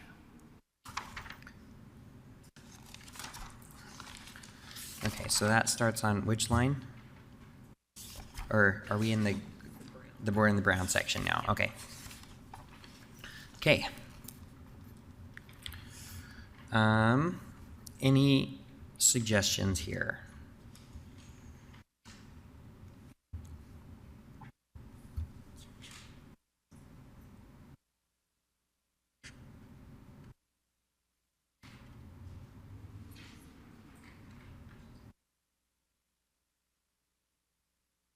Okay, we can move on then to the green section.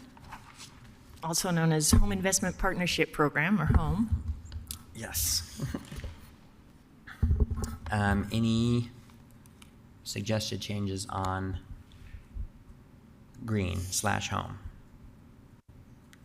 Okay. Mr. Chair, Yes. I have a question for staff. In regards to, this was, I was just trying to regurgitate this information. I'd written a note going back to the ESG recommendations, line 5. Can you describe to me the differences of shelter advocacy versus the line where YWCA requested funding up above in public services, line 32? So that was shelter meals versus, can you describe or summarize their application again? Yeah, so for the public service one, the one that was on line, what was it, 52 or up above, 32, I'm sorry. No, line 5 in the ESG. Oh, you just want it for the line 5 for the ESG. It is, so everything that is in part 1 of the ESG portion is for outreach and operations. So advocacy, I think, for the YWCA is actually both for their shelters. So they do outreach portions where they go out into the public and do outreach, just like it's called. And then they also do like shelter operations within their program with the same funding. Thank you. I know that Councilmember Petro had considered YWCA I just had that reiterated. I guess I want to ask you as a colleague, were you also seeking funding for this line item, or? I could be talked into either one. The other one seemed a little easier to reallocate just because of the nature of the two up against each other, which is why I chose to reallocate there instead of here. This one, like, I struggle giving bus passes to a treatment center when there's basic shelter being needed, but I didn't really challenge that one so much. Full disclosure, because this is my professional, there's just an inherent bias in both grant writing and grant reading. So I take it with a grain of salt. I am thankful for people who give their time, but grains of salt, people do their best, and we can have two things be true, that their best doesn't get us to the outcomes we want. So I didn't want to redistribute up there. If we want to look at redistributing in other places, I'm happy for the conversation, especially if you find this program more compelling. But this one felt a lot leaner. No one here was... Yeah, I don't know if there's a minimum. It looks like they're in line item 1. We came below that 30,000 threshold, and just doing some quick math, we're really close to those thresholds with most of the funding line items already. I just was curious about that. YWCA has immense security measures in place, making them some of the best partners that I've seen in the district when it comes to creating really well-stabilized care, high-end care for these high-need individuals versus, say... Well, and when the state 2 years ago instituted the lethality assessment index, the people who score the highest, meaning they are in most imminent danger of being killed or severely hurt by a domestic partner, the YWCA is where they go because of those security measures. They cannot go to other places that have addresses publicly listed that do not have the security measures. So the YWCA not only serves domestic violence, they serve a very special niche within domestic violence. So yeah, it's just because it was so lean here that I didn't choose this, but I find this program more compelling than the other request. Sorry, Mr. Chair, we're still on ESG, right? The brown section? Yeah, we're on the ESG part. I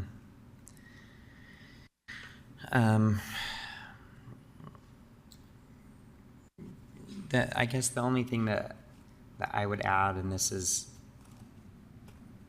I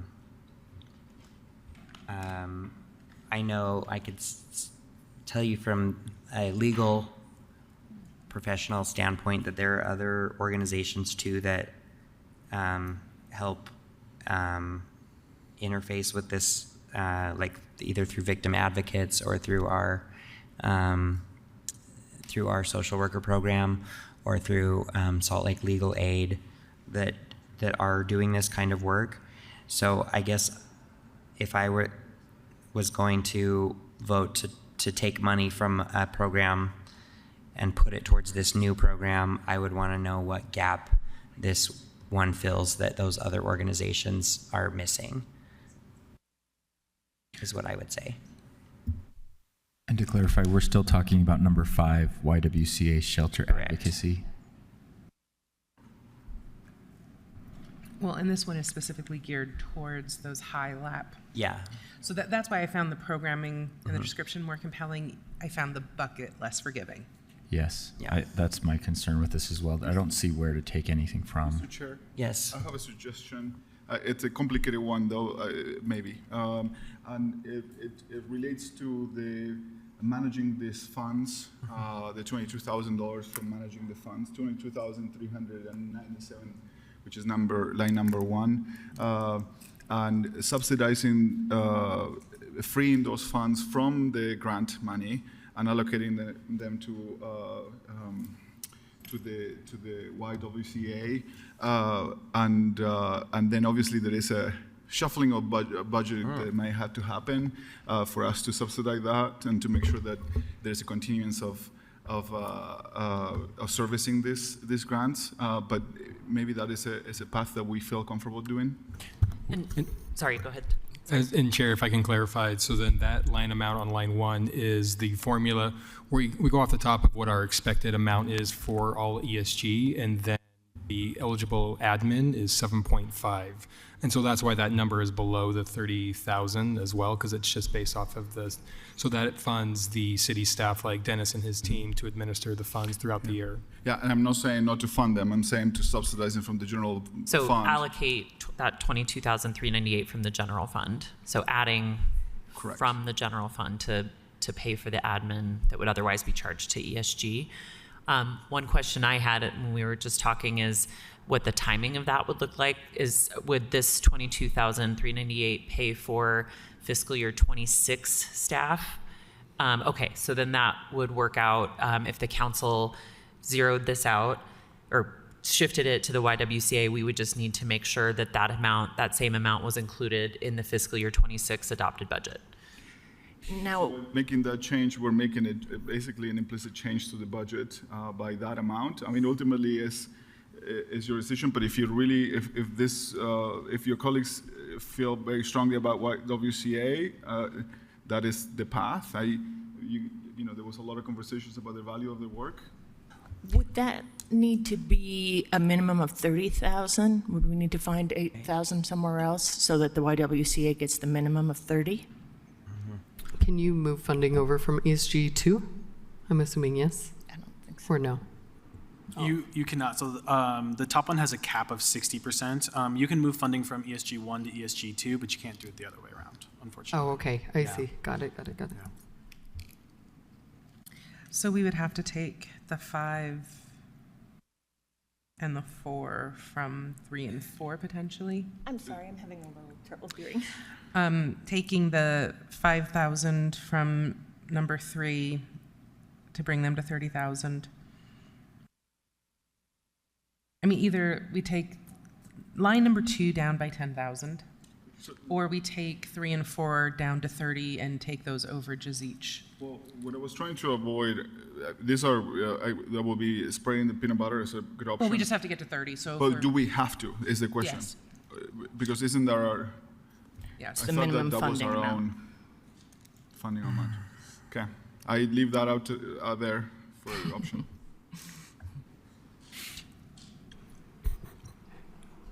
Can we, And my- can we my- marinate on this and table it along with the first section? Because I don't hate it and I don't want to say no to it, but I don't want the time pressure right now. Well, You so, can- and if I could ask a clarifying question, would doing this in ESG Part 1 also be tied to undoing the previous one that we straw polled to fund YWCA out of? No, I The other would thing? contend that it shouldn't. We're still giving 178,000 out of another pot to South Valley Services, so they're still getting. So this would be in addition to? Correct. If we were to do it, that's how I would prefer it. Thank you for the clarification. Okay, well, you need to make whatever you want to do, you need to make a straw poll because we're quite a bit behind on I this. straw poll that we revisit this possibility of reallocating our 7.5% with a few other reallocations for the possibility of funding the YWCA program. Everyone understand the straw poll? Wait, isn't, The I'm straw sorry. poll is to, Wait, I thought the Table. straw Yeah, poll we're was gonna to revisit. table We're it. gonna table it. Yeah, Okay, that's right. yeah. we don't need to call. Tony. So Dennis reminded me of our cap limits.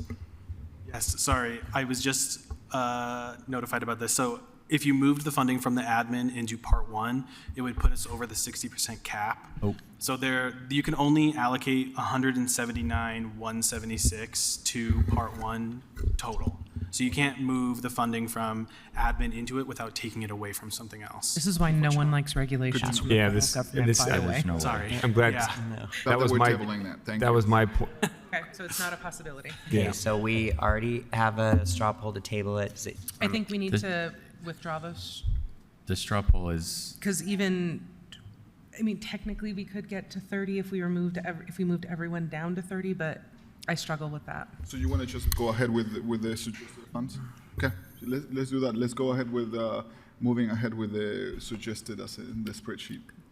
Yeah, okay. The straw poll is to just move forward with, go Yes. forward with the mayor's recommendation. Okay, great. That is unanimous, right, Councilmember Young?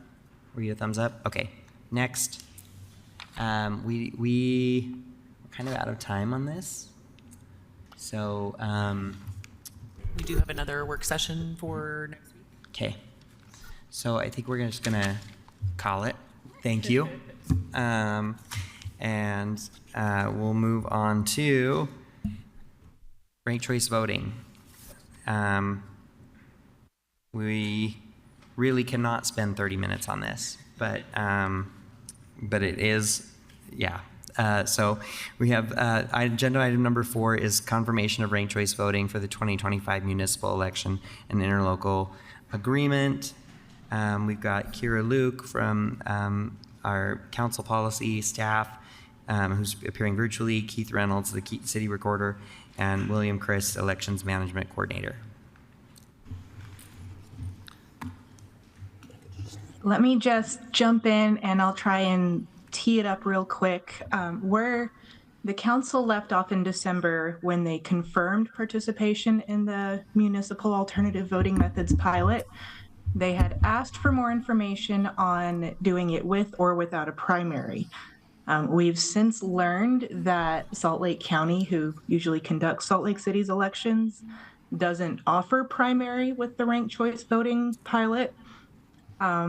So at this point, we've heard from the recorder's office that it would be helpful just to hear a straw poll or something indicating that the council still wants to participate in the ranked choice voting pilot program without a primary. That's part 1. Part 2 is we also have the interlocal agreement governing the agreement with Salt Lake County. That covers some of the potential budget impact, the county's role and the city's role. Part of the budget for FY25 that y'all will be seeing in Budget Amendment 5 is $50,000 that will be useful for expanded language access and engagement that can start essentially as soon as the funds are approved. The total for the county and the local agreement is expected for both fiscal year 25 and 26 is expected to be $157,653.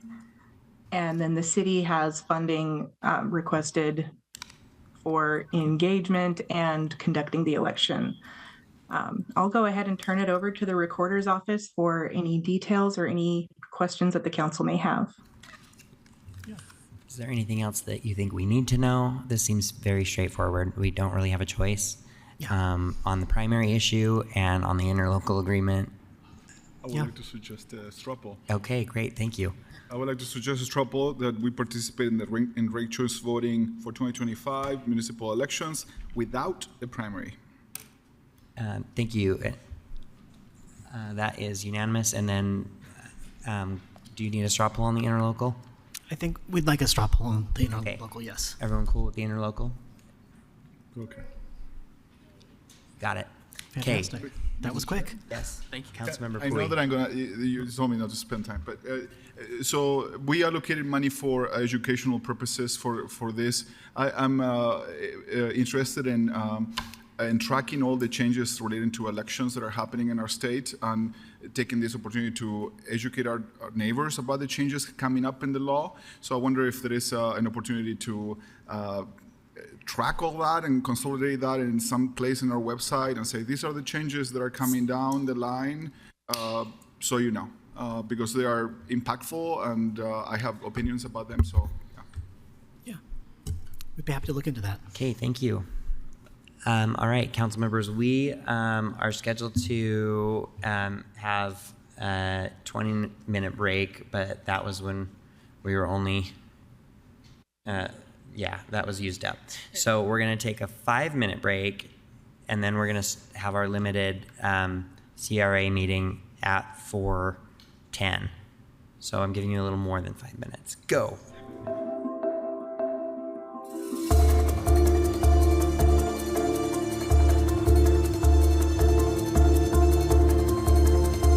Okay, we're back as the city council now, and the item on the agenda is a board appointment for the Arts Council, Ignacio Rosenberg. Is he here? Oh, hey. No, you're great. Come on come on down.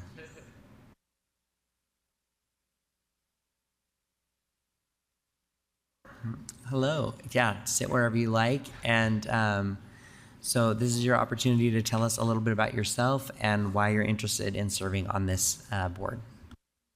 Oh, make sure the microphone's on and that you're speaking close to it.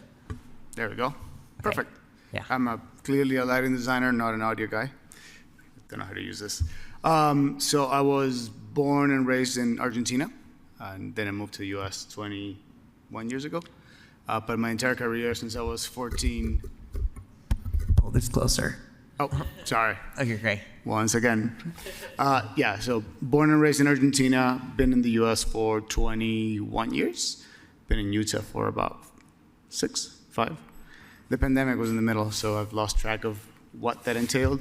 But yeah, I have a career since I was 14 in entertainment design. So I design a lot of very large shows around the world. So a lot of touring shows, stadium tours, corporate shows, museum lighting, exhibits, that kind of stuff.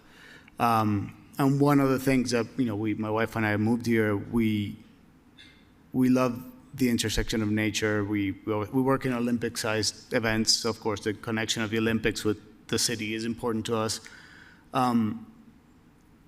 But we always talk about this being a sort of a teenage city, where like some parts of it grow faster than the others. When you're a teenager, your arms grow faster than your legs, and then your head's too small, and eventually you get there. And I think part of that is what we see with the arts. It's a sense of scale and experience that I don't know that we're quite getting there yet, and I would like to help with that part. I'd like to help with getting, one of the best examples is the fireworks thing. I know it's an issue to have fireworks here because of the air quality and the inversion and the risk and the fire risk. So we try the drone shows, but drone shows really work on impact, on experience. And getting a very good drone show is hard to do, and we make those. So we're very familiar with those instead of some sort of turnkey thing, creating something like that, or working with the scale of our mountains, or working with the Olympic Committee. That's where I'm comfortable at. Okay, thank you. Anyone have any questions for this applicant? No questions, Mr. Chair. It's just acknowledging that there is another Argentine in the room, and it's it should be welcome and celebrated by everyone. Yes, it's not many of us. Yeah. You all are overrepresented per capita. It's only here. Don't worry. Yeah. Thank you. Well, thank you so much for. Yeah. We should stop. Yeah, we're gonna pause the meeting because there's some shaking happening. Thank you. So excuse us for just a minute.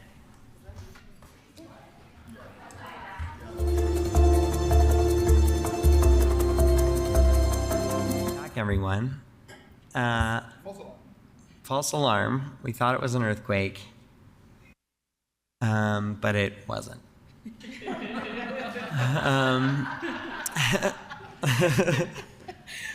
So we're back to Ignacio. I was about to tell you, thank you for your willingness to serve on this board, and we will put your name on our consent agenda for tonight's meeting to be voted on. You need not be present to win. But you are, of course, welcome to come to our meeting at 7 o'clock. And thank you again for your willingness to serve. Okay, moving on. Our next board appointment is Eugene Jaffe. Oh, Jaffe. Eugenie. I'm Eugenie. Hi. Okay. Eugenie Hero Jaffe. Yeah, okay. Hello. Eugenie Hello. Jaffe. Hello. Hello. So this is your time to tell us a little about yourself and why you want to serve on this board. Sure. I was born and raised in New Orleans, Louisiana, and I moved to New York City to go to NYU, and I have a Bachelor of Fine Arts from NYU. And then in 1998, I moved here to Salt Lake City, and I've been here ever since. So this is definitely my home. I've lived here longer than I have anywhere else. When I moved to Salt Lake, I was trained as an actor, and when I got out of acting school, I realized it was a really bad idea. So I worked for the Public Theater in New York City and worked as a theatrical publicist. So when I came to Salt Lake, I had to really figure out how to make the arts work for me here in this community. So I worked for Ryrie Woodbury Dance Company for 2 years as their marketing and PR director. And then I got a staff position with the Salt Lake Olympics and was part of the Olympics. I was a writer and editor with the Olympic Games. Very proud to be on that staff, very proud to be part of the Cultural Olympiad as well. So I was a writer and editor for all of the Cultural Olympiad events. And then I went on to do some freelance marketing and have since been with KRCL since 2012. So I'm an on-air host, a producer, and their brand manager at KRCL. But through KRCL, I continue to work in the arts with music, art and city life, especially Salt Lake City life, is very important to me. And when I moved here, I've seen art in this city grow, especially with Ryrie Woodbury, and at that time, music was very limited, and now we have so much culture here in Salt Lake, and it continues to grow, and I would like to be a part of shaping that, and I feel like I can make a big difference in that way. All right, great, thank you. Does anyone have any questions for you, Jenny? Just one comment. Thank you for representing District 6. Yeah, District but also 6. Thank you for representing the district and also opening and keeping the eyes wide open across the city on new arts and new ideas and new ventures. So I appreciate it very much. Thank you. Okay, I was gonna say, how do you know, it doesn't show us what district they're from anymore. Okay, well, I mean, I believe you, but I'm just saying, it used to be in the letter, but it's not anymore. Well, thank you. Sure. Any other questions? All right. We appreciate your service very much. And like I said earlier, you need not be present to win at tonight's meeting, but we'll place your name on our consent agenda. Great. Okay, thank you. Now we have Ryan Cantor. Okay, who is online? Oh. Hello. Hello. Can everyone see me and hear me? It's a little dark. Yes. Okay. Hi. I guess, do you want me to just start? Oh, yes. Tell us just a little about Okay. yourself and why you're interested in serving on the Arts Board. Great. Or Arts Commission. So, yeah, my name is Ryan. I'm originally from Maryland, from the DC suburbs, and then I kind of grew up, outdoors and enjoyed the arts as well. And following college and during college, I spent a lot of time in community building, and then I ultimately, pursued medicine. And so I moved out here in 2019 for my medical residency at the university, and now I'm continuing my medical training here. And I've always, had a passion for the arts, and I've really enjoyed the arts programs that are put on by the Arts Council, including the Twilight series and the Busker Fest and the public artworks.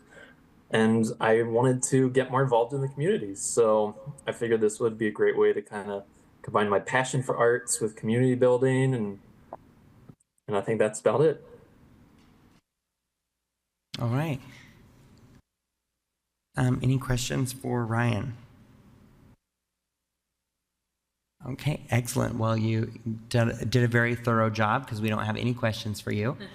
I don't know if you heard earlier, but we will place your name on our consent agenda for tonight's meeting. You do not need to be present, but you're of course welcome to tune in virtually or to join us in person at 7 o'clock. Thank you so much for your service to the city. Thank you. Okay. All right. That brings us to a closed session that we have tentatively scheduled.